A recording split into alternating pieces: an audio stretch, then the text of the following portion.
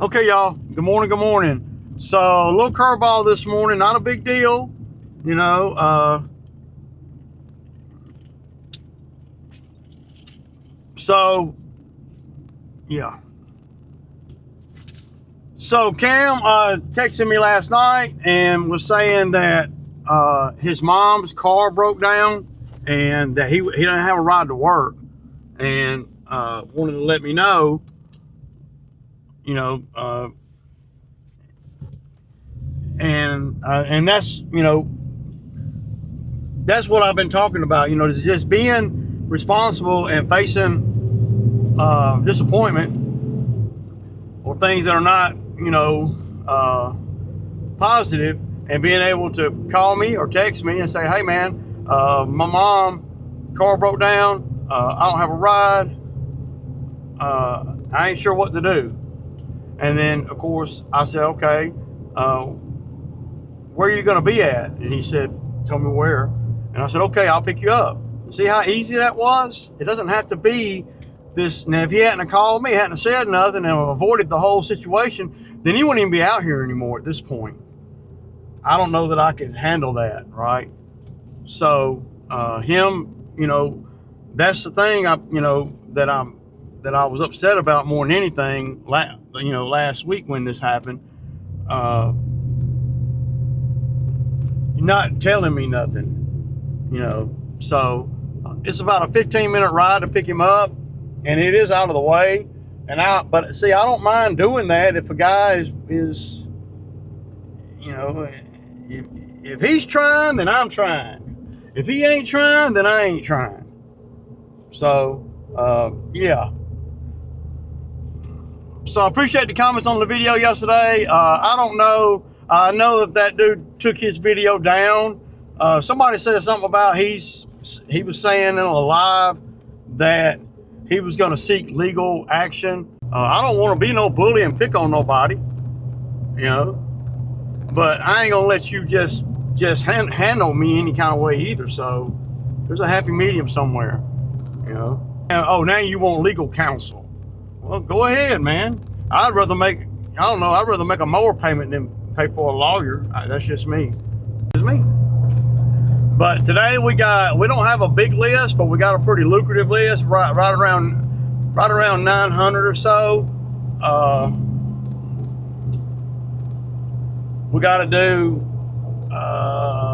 the HOA, and Phil would have came out here today, but I know Cam didn't work Monday and Tuesday, so I'll go on out here and pick him up. Now, I do not have to bring him back. I told him, I said, down, I'll pick you up, but I can't take you back.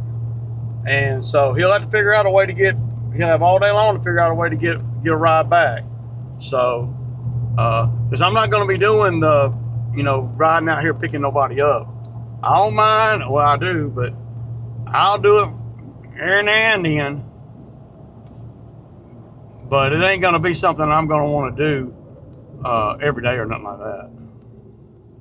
Because it is a nice little stretch, to come out here and pick him up. Now, if he hadn't been able to find a ride back, and he said, "Oh man, I might have a ride home too," then I wouldn't have worked him today. I just would have called Phil, because Phil's on standby. I mean, that's his words, not mine. Phil was ready to go yesterday afternoon. He's like, "Hey man, you need me tomorrow?" And I'm like, not really, man, because I've been prepping the whole week for this, and I've been doing things after hours and all that too. So,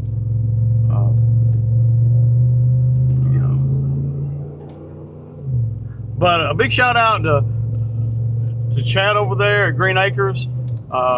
He's going to be making that purchase of a stand-on skid, and that's you're gonna like that, man. The only thing you ain't gonna like is why you didn't do it sooner.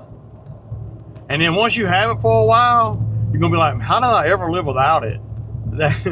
That's what when I bought the Bobcat after about 6 months of having that Bobcat, I was like, man, I couldn't imagine having my, being in business like I am and not having my Bobcat.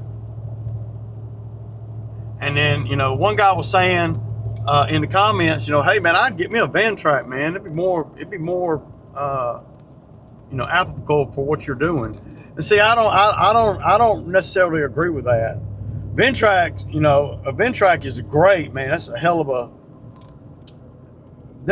a piece of equipment, and you can make plenty of money with one. And they do have a bunch of attachments, but the only downfall, well, one of the downfalls, I should say, to the VENTRAC is, well, number one, I don't know about where Chad's at, but in my area, there's not a lot. I don't know of where a dealer is.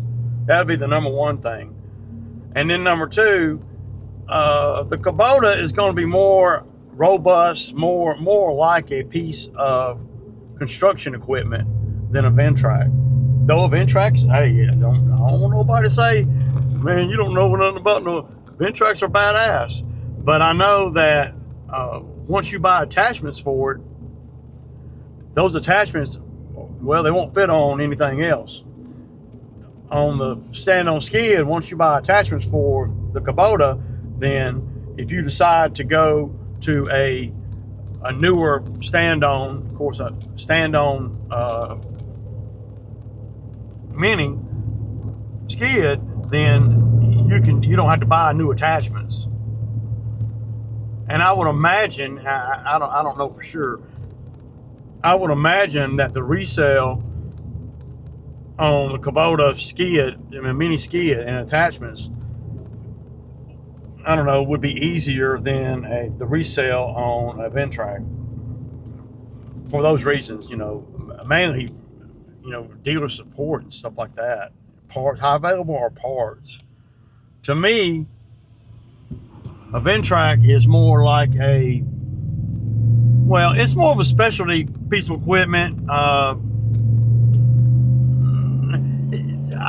don't really consider it a piece of construction equipment. You don't see it on construction jobs where they're building and stuff, but you do see them. You know that I mean, there's a couple people in my area that have them, and they use them for stump grinding and stuff like that. Another thing I'm not a big fan of when it comes to the VENTRAC versus a stand-on skid is the VENTRAC's wheels, tires, air tires.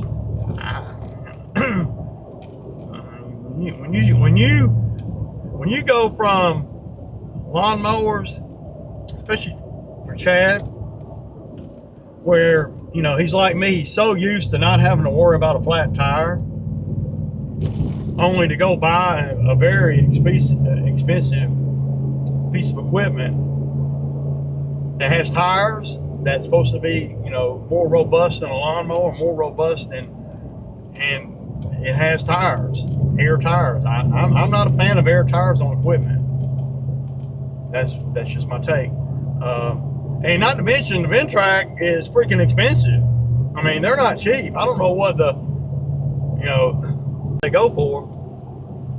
But once you go into the VENTRAC rabbit hole, then you're probably never going to come out of it, unless, you know, because everything costs so much money. You know, at least with the Kubota and the attachments for a mini, you'll be able to, if you want to move to a bigger machine or whatever, you can, and you won't have a problem getting rid of anything. Or if you stay in the mini skid game and you go to, say you don't like the Kubota, but you go over to Bobcat and say they make a mini with a higher hydro flow, and, you know, 5 years from now, but Kubota don't offer that, well, then you can go buy a damn a mini Bobcat that may offer that, and you don't have to reinvent the wheel. You can just keep the same attachments. The attachments are everything, and you want to make sure that when you're buying these attachments at, you know, $5,000, $10,000 each, you want to make sure that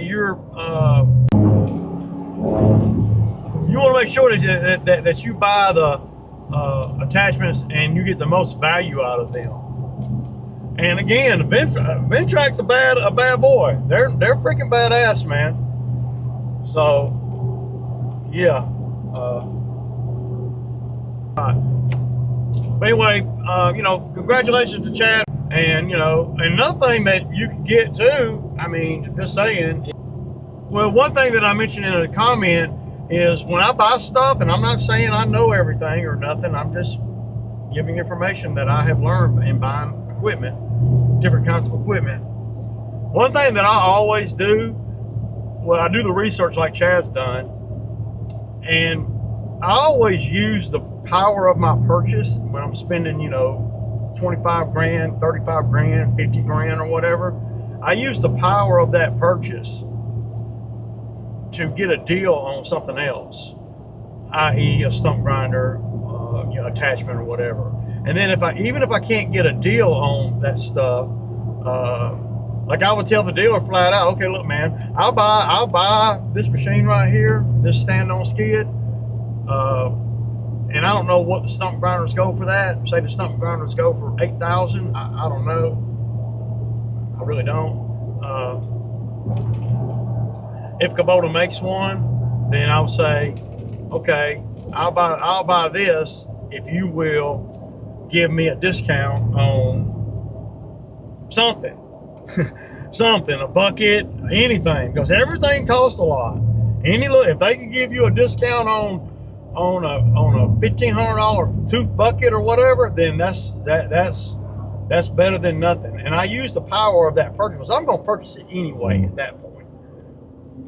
For instance, when I buy a new lawnmower, I use the power of my purchase. Okay, you're finna spend 18 grand on a lawnmower, Ray.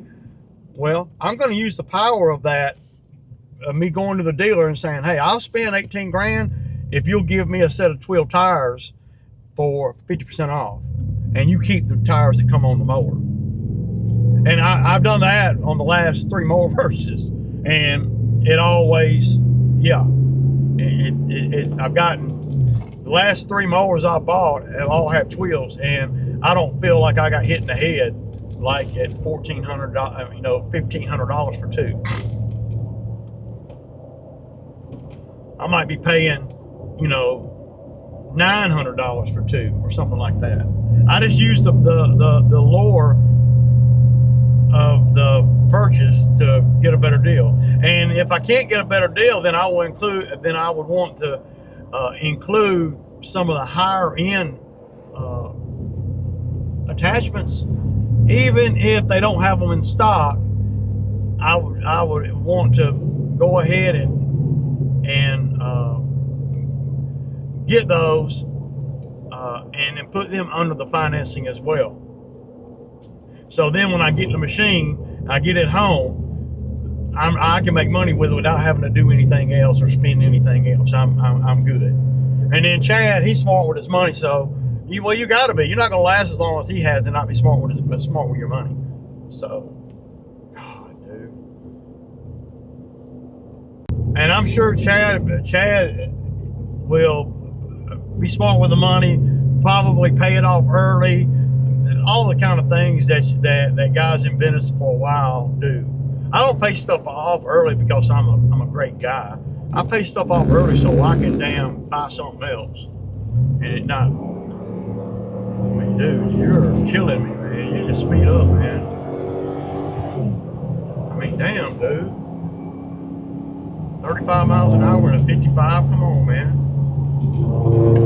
That's just my take on that, and I'm not saying I know everything or nothing. I'm just saying my videos or my channel is all about what I would do.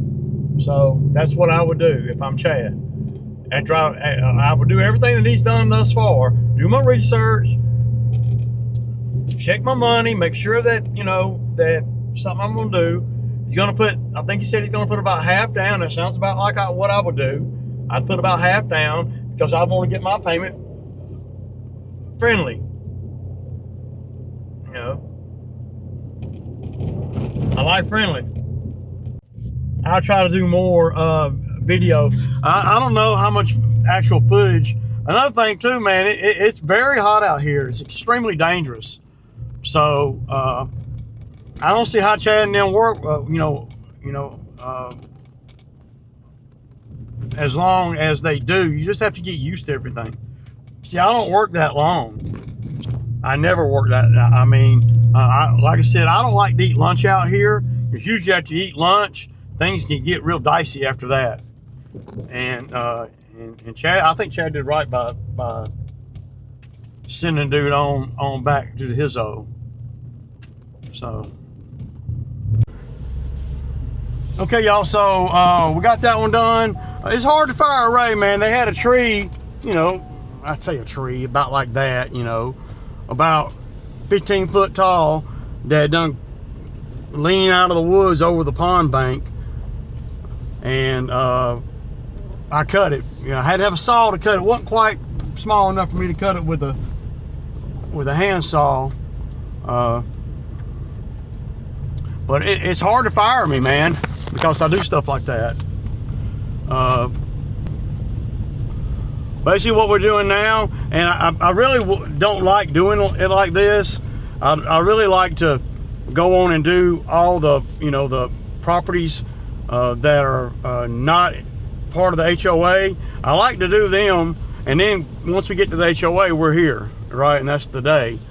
But I can't do that, and it makes sense because the property that we need to do, it's going to be soaking wet, and it's out in the sun, it's hot as hell, and I like to do it in the morning, but I'm not going to do that today. So Cam got done back here. We put the new thing on his weed eater. I let him do that. I showed him how to do that. So, you know, trying to just get him familiar with how things work. Once you start doing stuff like that, you start understanding how things work. I could explain it to him all day long, and it's not a complicated thing, but for a 16-year-old, it's, you know, it's something that, well, that he's never done before. And, you know, I like to show these guys the why. And, you know, this is why your string is hanging out of that weed eater like that. And then when we took the old one off, I showed him the mechanism in there and all that. And, you know, he'd never seen nothing like that before. And you don't know if guys are going to grasp that kind of thing or not. And at the end of the day, you just want them to be familiar with the equipment. So if it does something different, he'll know it. Or he'll, you know, you got to start somewhere, man. You know, replacing the string pulley thing is, well, that's a like I said, that's a plug and play type thing. But I guess what I'll do is I'll put the camera on the mower. Y'all can see through my dirty windshield. Y'all see that fence line? Look at that. That is a beautiful, I said, that is a beautiful thing right there. So I'll go right down through there with the mower, and I'll be blowing it. I gotta blow it toward the fence, and I hate doing that, but I make sure I'm low enough to where it'll go under that bottom board. Because if you go this way on that side, you're blowing all the grass into the road. Now this would be a good one to have the you know, the chute blocker on. But see, the grass here is so wet and so thick that by the time you ran down through there, I had to change my hat too. I don't want to get this hat dirty by shit. By the time you run down through there with a mower, and the chute blocker is blocked, then you done made a huge mess. So you just have to kind of work it, man. I don't really know how else to explain that. But without further ado, we're gonna get in and do the do. I didn't charge them for that little tree piece. I just did it because, well, you know, I'm not going up, well, hey, give me, you know, they recognize everything that we do, and because they're down there by that pond every day, it seems like, because when we miss something, they're calling me. So they noticed that tree was there. I didn't say anything. I just did it. And if it would have taken me an hour, then that'd have been different. But you know, it took me, you know, the only thing I had to do was come back up to the truck. And one bad thing about having those hand saws on the mower is I lost one. So I don't know, I can't find it nowhere, man. It's gonna be on one of the properties, so I'll look back and see what properties the last one I had it on, and I'll probably find it. I think I had it over there in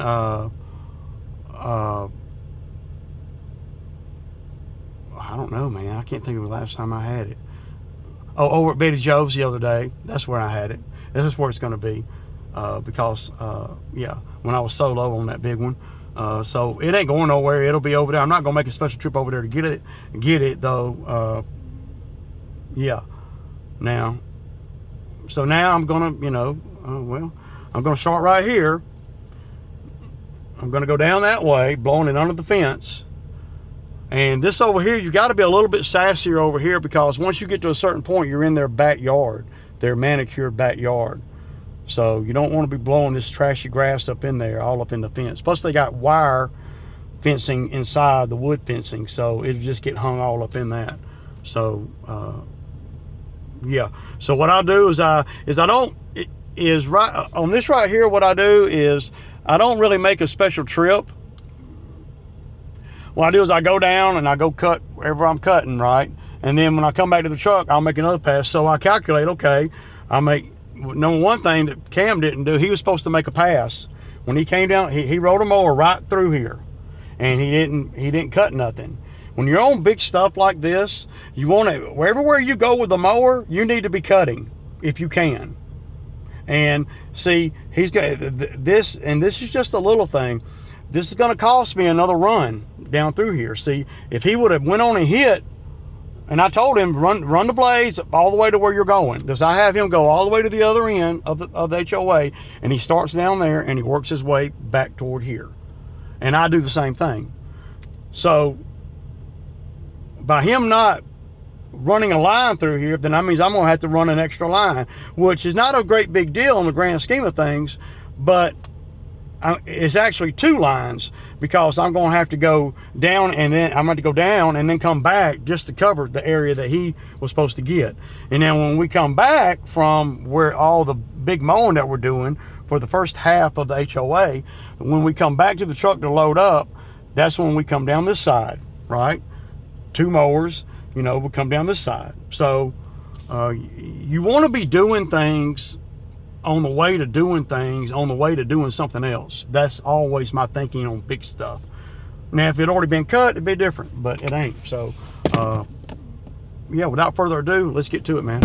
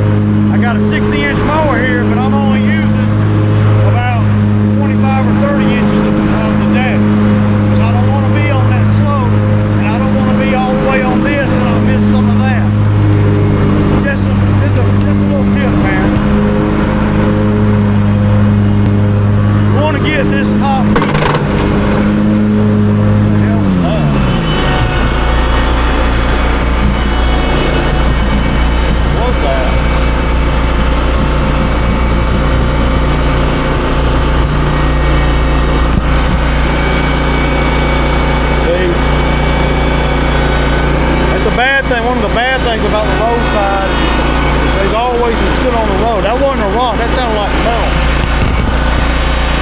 And what you gotta watch out for is, well, I slung it that way, obviously. But when you're over there, are you gonna sling it back? I didn't see it, man, and I'm looking. Let me put the camera down so I can pay attention.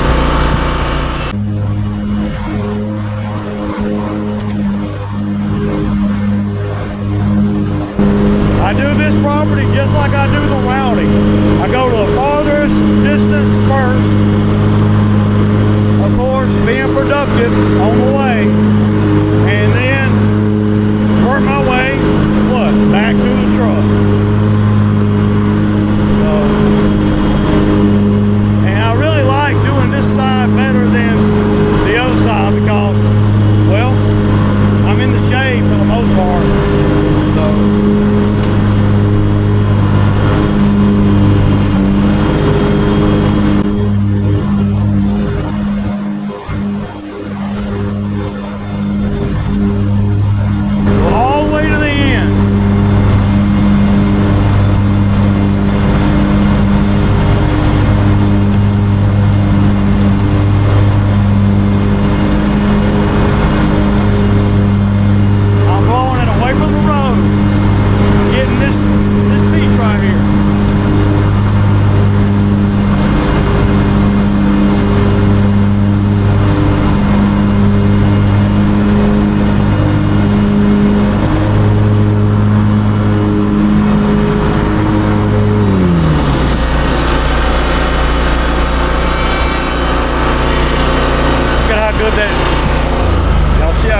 That worked. Imagine having to pay a guy to weed eat that whole fence all the way. I mean, that's what they were expecting us to do, and that's what that young kid that gave up this property or this HOA, that's what he was doing. He was weed eating the whole fence, and he was charging like $150 less than I charge, and that's why he got rid of us. He didn't know how to go up on them, and it's quite a job here.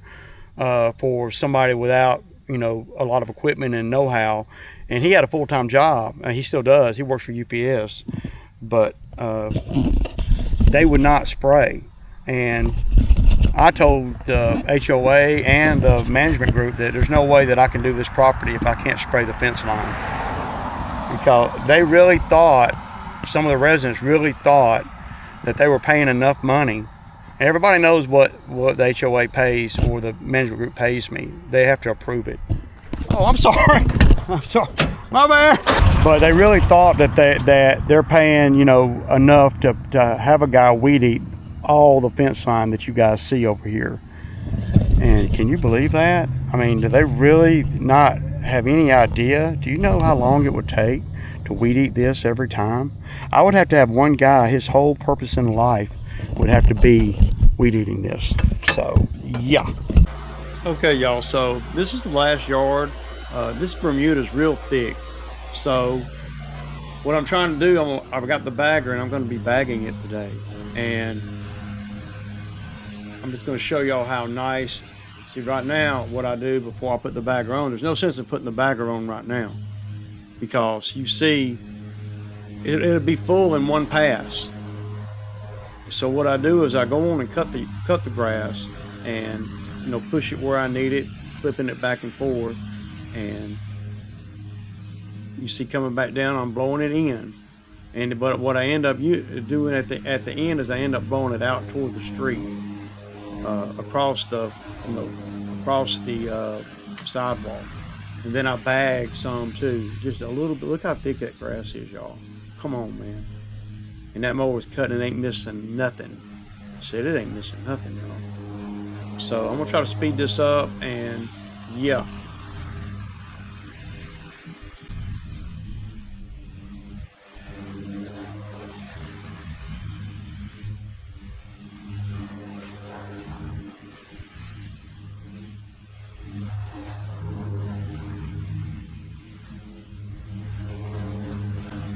So you'll see right here, I'm just blowing the grass around. It's so hot, the grass will dry pretty quick, just getting bugged. You see I'm backing up and pushing the grass across the sidewalk. And then on that level out there by the road, what I'll do is, that's when I'll start bagging it. So see, I got the bagger, I got it put on. Here we go. This is my favorite part, look. And I end up filling that thing up 3 times. Look at this. And those are the same blades I used the other day on that 71 acres. Those are the same blades I've used on the HOA. Yeah, so I had to go empty it. It filled up. I filled it up 3 times. And I charge for that. So, and I dumped the grass in the woods behind the house. And then Cam was back there cutting that field, and I have him run over it. So, yeah.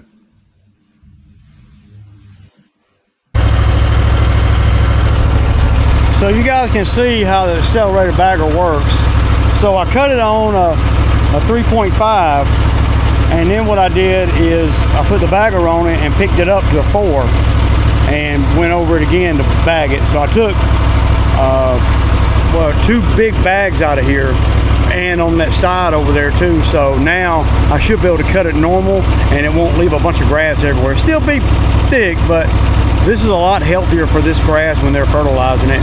If you just cut it on 3.5 and just leave it out here, it suffocates the rest of the grass. Now, I know there's gonna be somebody says, oh, it's good for the soil and all that. Yeah, it is, but it's not good to suffocate the soil.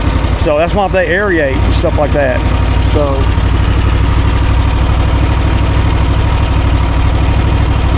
just like for now, I could cut it and it'd be fine leaving the clippings, but you can't leave the clippings on a fertilizer. This is they put a lot of fertilizer on this yard, and you can tell. I mean, it's thick, man. Look. So yeah, that's about all the video I'm gonna get. Cam's I gotta cut the backyard. Cam's gotta blow off, and yeah, the way we do it over here, he edges, I weed eat, and he blows, and he cuts that back piece back there. So yeah.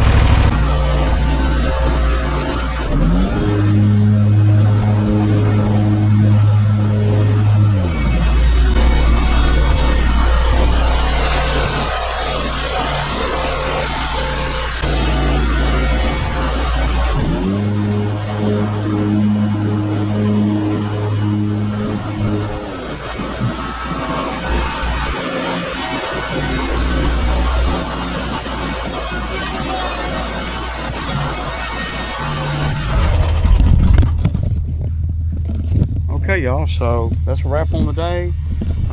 Great week. We got about 900 today, so yeah, man, I feel pretty good, man.